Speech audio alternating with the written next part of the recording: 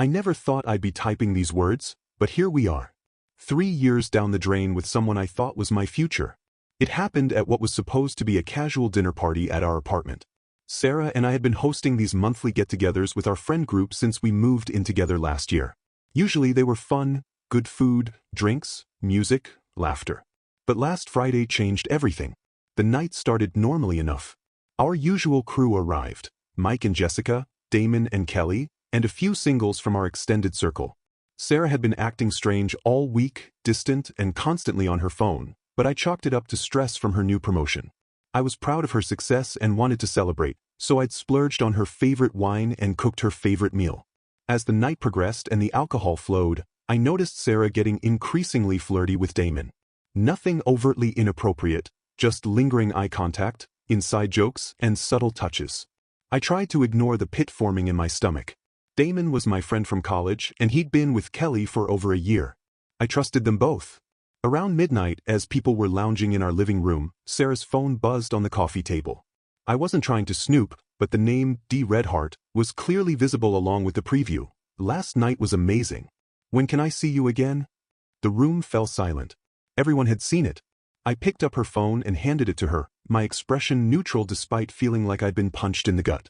Your phone, was all I managed to say. Sarah looked at the screen, then at me, and something shifted in her expression. Instead of embarrassment or remorse, a strange smirk formed on her lips. What? She said, her voice steady and almost challenging. Did you read my messages? I didn't have to, I replied quietly. We all saw the preview. She looked around at our friends, who were now awkwardly avoiding eye contact, except for Kelly, who was staring daggers at Damon. Sarah stood up, glass in hand, swaying slightly. Well, I guess this saves me the trouble of having to tell you.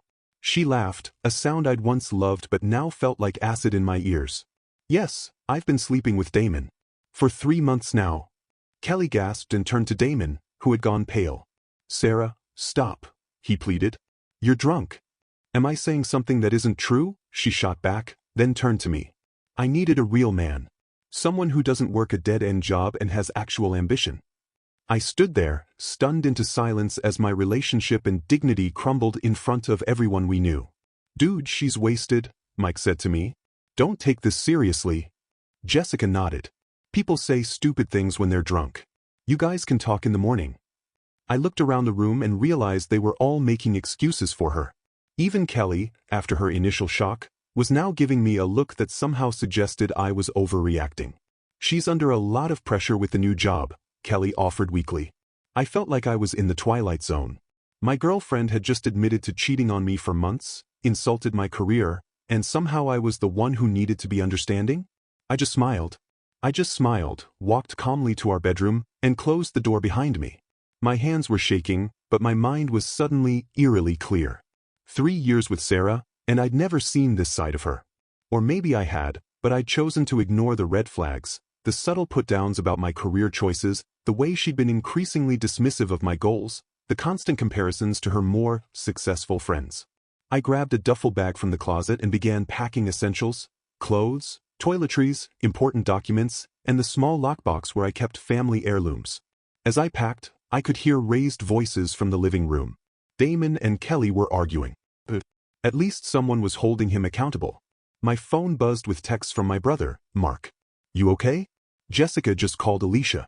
Said things got crazy at your place. The gossip train had already left the station. I texted back, coming to stay with you for a few days. We'll explain when I get there. I continued packing methodically, a strange calm washing over me. I wasn't going to make a scene or give Sarah the satisfaction of seeing me break down. The dead-end job she'd mocked was actually a strategic career move. I'd taken a pay cut to work at a promising startup where I'd negotiated for equity instead of a higher salary. Something I'd explained to her countless times, but she'd never bothered to understand. When I emerged from the bedroom with my bag, the party had effectively ended. Only Mike, Jessica, and Sarah remained in the living room, speaking in hushed tones that abruptly stopped when they saw me. Sarah stood up, her smirk replaced by a look of confusion. Where are you going? She demanded, her voice slurring slightly. I'm leaving, I replied simply. Don't be so dramatic, she scoffed. It's late. We can talk about this tomorrow. Mike stepped forward, placing a hand on my shoulder. Come a minute. You've both been drinking. Crash on our couch tonight if you need space. I shrugged his hand off. I'm completely sober, Mike. Haven't had a drink since dinner. And there's nothing to talk about. Jessica chimed in, relationships take work, you know. Everyone goes through rough patches. I stared at her in disbelief. Rough patch is arguing about finances or feeling neglected. Cheating for 3 months with my friend is not a rough patch. It's a choice. Multiple choices made day after day. You're being harsh, Jessica retorted. People make mistakes. A mistake is something you do once, regret, and then confess out of guilt, I said, my voice steady. What Sarah did was make a deliberate decision to betray me, repeatedly, and she's not even sorry. Sarah rolled her eyes. God, you're so self-righteous. This is exactly why you needed a real man? I finished for her. Yeah, I heard you the first time. I took out my keys and removed the apartment key from the ring, placing it on the coffee table. Next came her photo I kept in my wallet, which I placed beside the key. Sarah's expression finally changed from annoyed to alarmed. Wait, you're actually leaving? Tonight? Yes. But, where will you go? What about the lease? What about all our stuff? It was only now, faced with practical consequences, that she seemed to grasp the reality of the situation. Typical Sarah, always thinking about the logistics, never the emotions. I'll have my lawyer contact you about the lease and property division, I said, heading for the door. As for where I'm going, that's no longer your concern.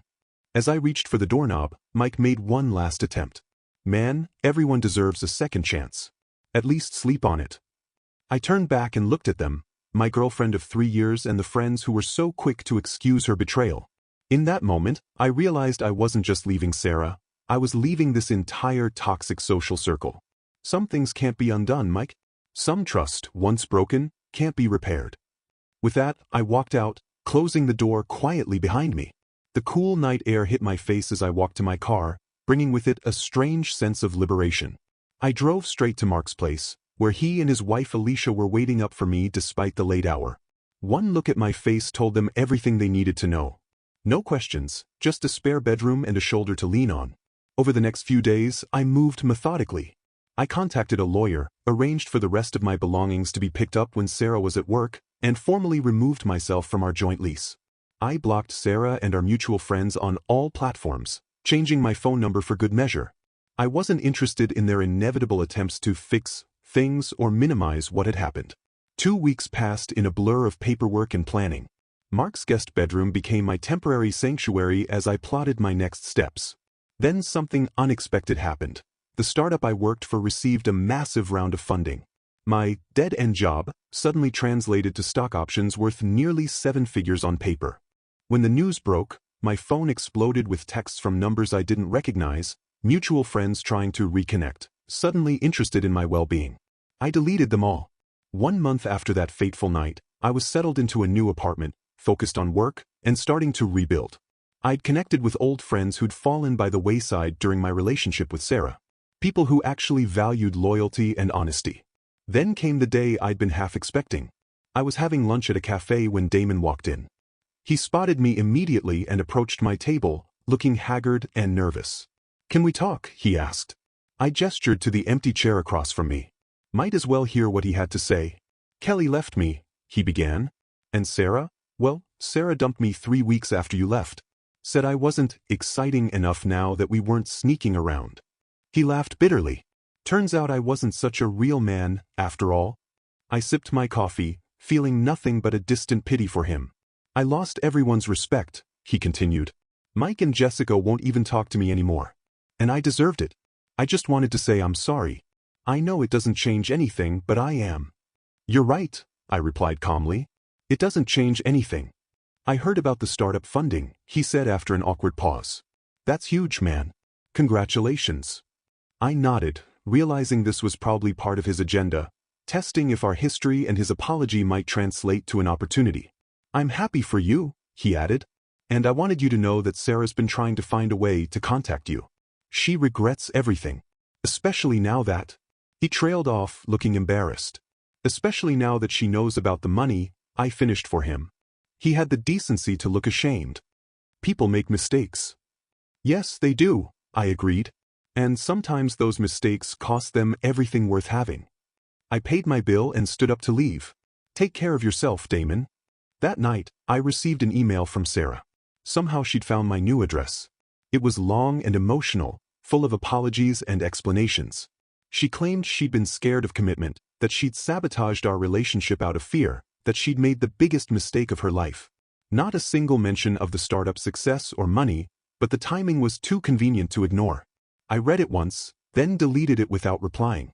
6 months later, I'm dating someone new, someone I met through volunteer work, who values honesty and kindness above all else. Someone who knows my story and understands why trust and respect are non-negotiable for me. I sometimes think about that night and how differently things might have gone if I'd begged Sarah to stay, if I'd accepted the excuses our friends were so eager to provide. I would have preserved a relationship, but lost my self-respect in the process. Instead, I chose myself. I walked away from people who didn't value me, from a relationship built on lies, and from a social circle that enabled toxic behavior. In doing so, I found something I didn't expect: peace, self-worth, and eventually, genuine happiness. Sometimes the best revenge isn't about getting even. It's about getting free.